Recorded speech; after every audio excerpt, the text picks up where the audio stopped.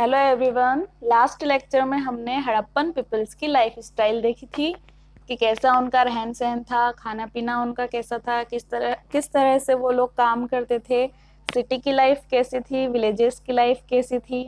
इस बीच एक वर्ड बार बार आया था, सील। हमने सीलों पर लिखा हुआ देखा था, इस तरह से हमने बात की थी। तो ये सीलिंग या मुहर और मुद्रांकन क्या होता है, ये हम देख लेते हैं।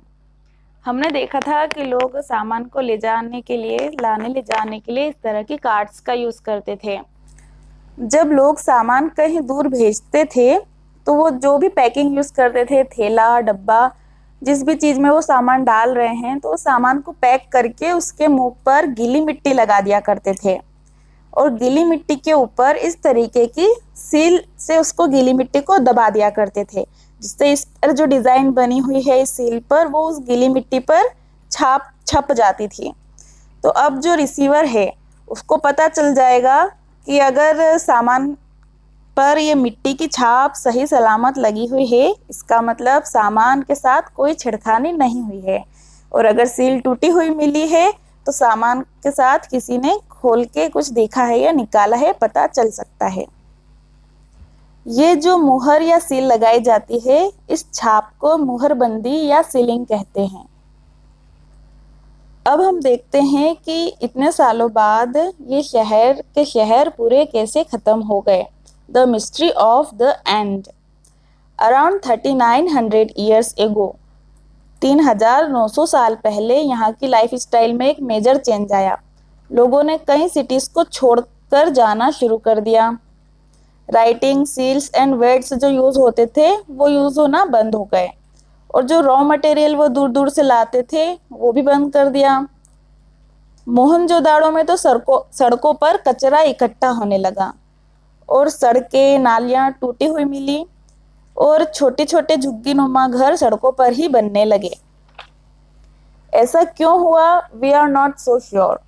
सम scholars suggest that the rivers dried up, नदियां सूख गई थी। Other suggest there were deforestation, जंगल खत्म हो गए थे। या ब्रिक्स बनाने में जो फ्यूल यूज होता है वो खत्म हो गया था। भेड़ बकरियां जो घास खाती है वो ग्रासलैंड्स खत्म हो गए होंगे, या बाढ़ आ गई होगी।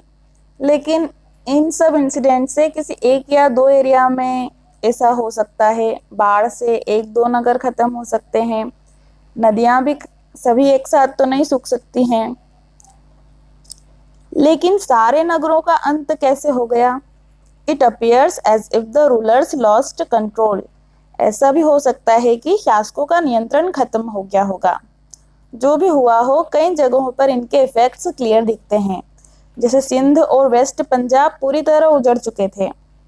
इन जगह के लोग ईस्ट या साउथ में नई छोटी बस्तियों में जाकर रहने लगे हो, ऐसा भी संभव है।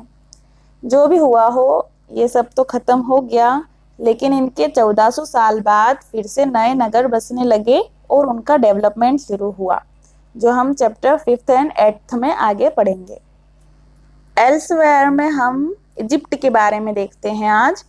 इजिप्ट ये जो जगह है ये अफ्रीका में है।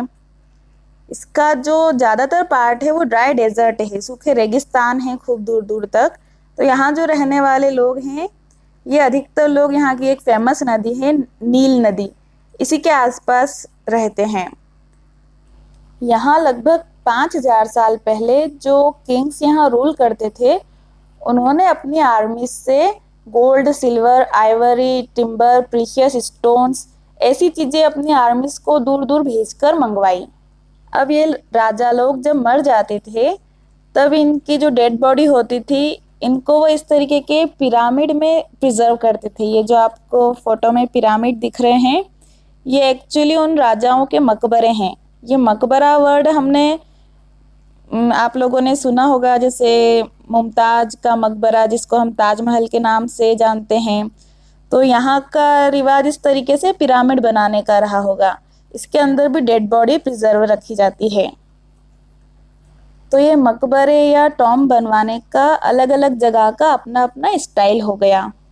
इन पिरामिड्स में जो डेड बॉडी रखी जाती है प्रिजर्व करके, उसे मम्मी कहते हैं, मम्मी। और इन डेड बॉडीज के साथ में वो जो राजा हैं उनके लिए उनकी खाने पीने की चीज़ें, उनके म्यूजिकल इंस्ट्रूमेंट्स, यूटेंसिल्स, वेपन्स, जो एनिमल्स उनको पसंद होंगे वो, और कभी कभार तो जो सर्वेंट्स रहते हैं उनको भी उनके साथ ही दफना दिया जाता था।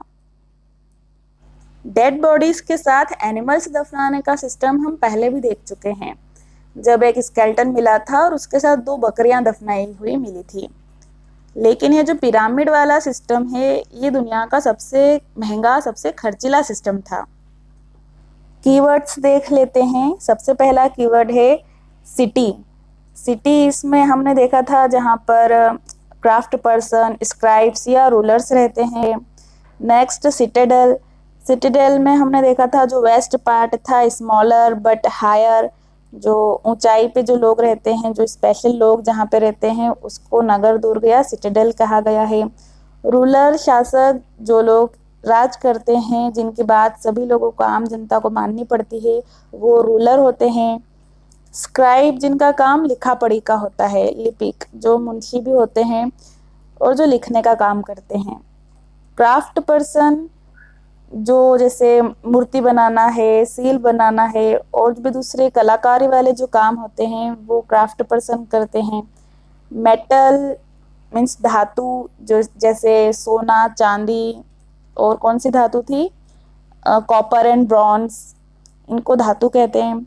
सील हमने देखी थी, जो छाप होती है, इसे सील बोलते हैं। स्पेशलिस्ट, जिसकी किसी भी सब्जेक्ट में उसको एक्सपर्टीज मिली हुई हो, जिसकी उसने प्रॉपर ट्रेनिंग ली हुई हो और वो उस काम को करने में एकदम एक्सपर्ट हो, उसे स्पेशलिस्ट कहते हैं। रॉ मटेरियल, किसी भी चीज़ को बनाने के लिए जो उसकी सबसे बेसिक नीड होती है, जैसे हमने लकड़ी देखी थी और कपास देखा था, वो हो जाता है रॉ मटेरियल। कपास कपड़ा बनाने के लिए कपास जो है रॉ मटेरियल होता है। प्लॉ या हल, जो ओरिजिनल प्लॉ तो नहीं मिला था, लकड़ी का खिलौने वाला प्लॉ मिला था, जिससे मिट्टी में खड्डा खोद के बीज बोते हैं और मिट्टी पलटने का काम करते हैं, उसे प्लॉ कहते हैं। इरिगेशन यानी सिंचाई, जब हम हल से बीज बोते हैं तो उस बीज को ग्रो करने के लिए, बीज को बोने के बाद उस पर पानी डालते हैं पूरे खेत में, तो ये जो पानी डालने का प्रोसेस है इसको इरिगेशन या सिंचाई कहते हैं।